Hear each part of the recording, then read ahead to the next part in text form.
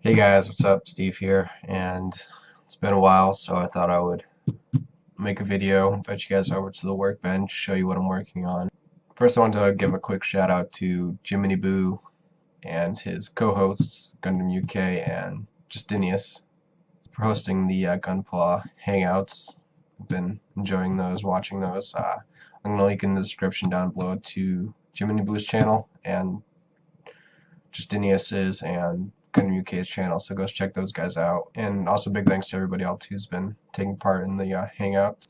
I also wanted to talk about Plamo Masks. I've been hard at work coming up with new designs, so I wanted to show those off and also go over some new sizing and pricing information. I've kind of nailed down a better format, so you guys actually get a lot more mask for the price. I'll go over that in a minute.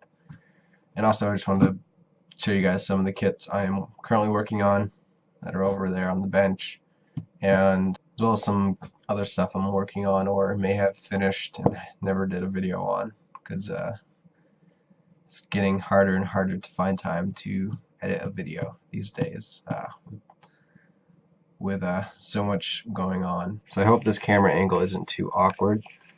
So first I want to show you guys some of the new designs. First off, we've got the desert style camouflage.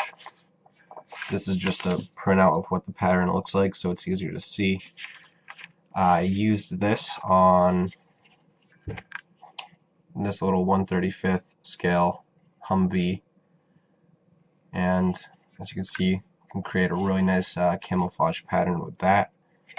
If you don't press the edges down firmly, you can get a really nice soft edged pattern. So that is that. I'm gonna take a few photos of this kit and put it up on the Facebook page so you guys can get a closer look. Next up we have this pattern. I'm calling it an underwater camouflage, but it could be used for so many different things. Here I did a test. As you can see, it would work great as an underwater camouflage for an aquatic mobile suit like the Akai or something. Next up, we've got the hex camouflage pattern, which I've shown myself working with for the Master Grade Goof Custom.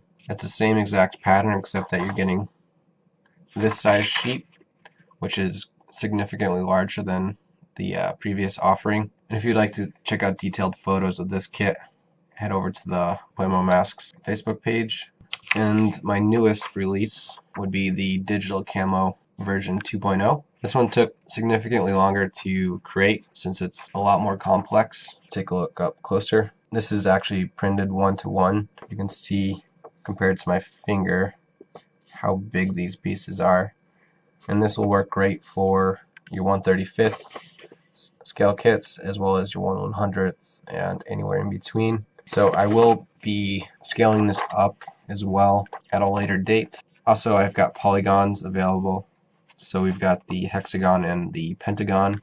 If you want to just add a few little shapes and stuff into the paint to stylize it, you can just get a sheet of these. I currently sell 10x10 square, and we've got 6mm sized pieces, 5, 4, 3, and 2. I'm also going to be working on a few variations of this. So I want to talk briefly about the resized sheets and the pricing. So here we've got a copy of the previous size sheet. It's about 5 inches by 5 inches, and some of the other patterns were slightly different sized as well. So what I've done is I've maximized the size of the sheet. So what you'll be getting is a 6.5 wide by 8 inches long. So that is 16.5 centimeters wide and 20.3 centimeters long. So the pricing is $20 for the single sheet this size, which is a great deal considering how impossible it would be to cut out a pattern like that. And also if you get a second sheet, the total will be $30. So if you buy one for $20, you get the second one for $10, which is a great deal. And there's more information on the pricing and the shipping information on the Facebook page. So with that, I think we're gonna go mobile and take a tour of the workbench. Alright, now that we're mobile, we can take a look at what we're working on. So I started this kit, which is the Wave 1/24th scale Tachikoma. And this kit's definitely going to be a fun little build. It is a lot of gluing and seam line removal, but the painting on this kit is very straightforward and it's very easy. So once I get it all cleaned up, the painting will go really quick. I could probably do it in a couple hours. So I did finish the Master Grade Goof Custom, and no one's noticed the missing hand. So unfortunately I've lost all of the fingers except for that one, and it's a style of kit that just the fingers are kind of swappable. So I plan to purchase a set of Xeon hands from HLJ at some point with my next purchase. So there is a work in progress part 3 for this. I have about 3 or 4 weeks worth of random video that I need to go through and edit down to something that's watchable, and I'll try to get to that soon. And if you'd like to check out finished photos of this, remember to check out Plamo Masks' Facebook page where I've uploaded several. Over here we've got a little diorama I was kind of working on. I don't know. I'm kind of near on it. I like where I'm going with it. I like the sculpt I've done with the terrain. Basically, I just stacked up some styrofoam and then just used some Sculptamold to sculpt a shape, and then kind of went through with a transformer toy and made the tracks. And I've kind of been using some acrylics to paint it and some enamels and oils to do the tracks and get those looking muddy, and using some static grass and stuff to add that. But I'm kind of at a loss of what I need to do to finish it because I'm not very good at that kind of detail work. So that's just kind of a fun little project. It didn't take long to build at all. Probably took a few hours at most. And this kit was built and painted in a weekend. Actually less than a weekend, just a couple days. So the workbench has been in a constant state of chaos. I've shot a lot of video over the last few months, and you probably have noticed a slowdown in the amount of videos I've uploaded. Basically it boils down to the videos not turning out how I wanted them to, and just not having enough time to edit some of the other videos that are probably decent enough. An example here, this was a kit I finished probably 2 or 3 months ago now, and I never uploaded a video for it, mostly because I was doing an LED tutorial with it.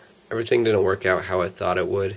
I used a Hall effect sensor, which is like a magnetic reed switch, to be the on-off switch, and I also used a rechargeable battery, but I also have too many LEDs to run off that single battery, so it dies really quickly, and the Hall effect sensor isn't strong enough to work the way I wanted it to. So the tutorial on that was kind of a failure, and also I had some trouble with the top coat giving me some really cloudy effects. I just kind of shelved this kit and moved on because I was kind of upset with it.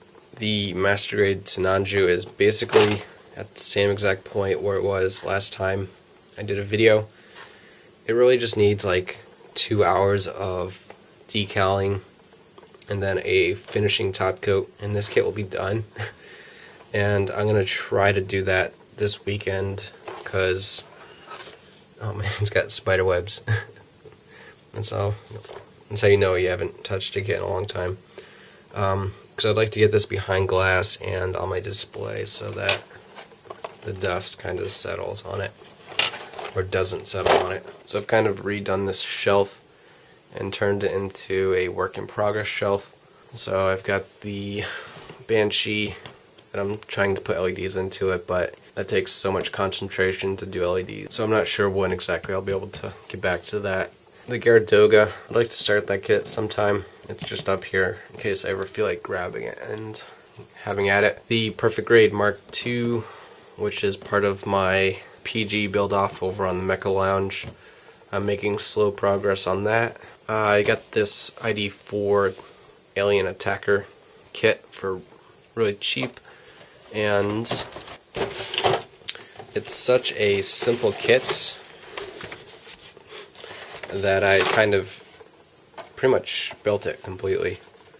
You can see here, it's got some good detail. I was thinking of putting an LED in it, but it's just not really worth it. It's not going to add too much to the kit. So all I need to do now is go through and putty up this terrible seam line around this edge, and that'll be a fun little kit to paint up in some alclads and kind of do some panel washes and stuff on it, which would make it look pretty awesome. And here's my top secret HLJ entry, the Gesta, as well as, so here we've got the commission I'm working on. I've completed the legs, the arms, the head, backpack.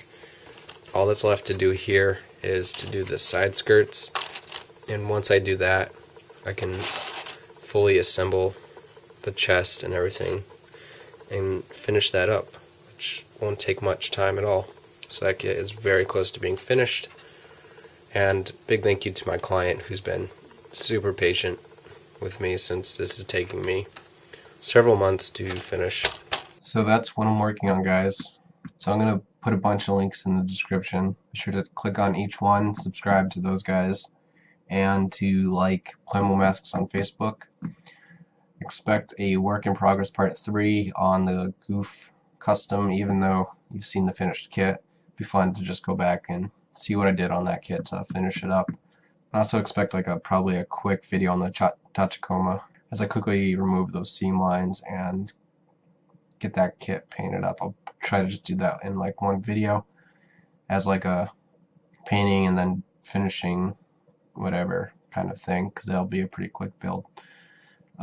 Expect some new designs for Plamo Masks, and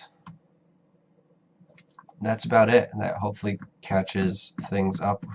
I know I've been somewhat scarce recently as I don't have time to make videos as often as I used to.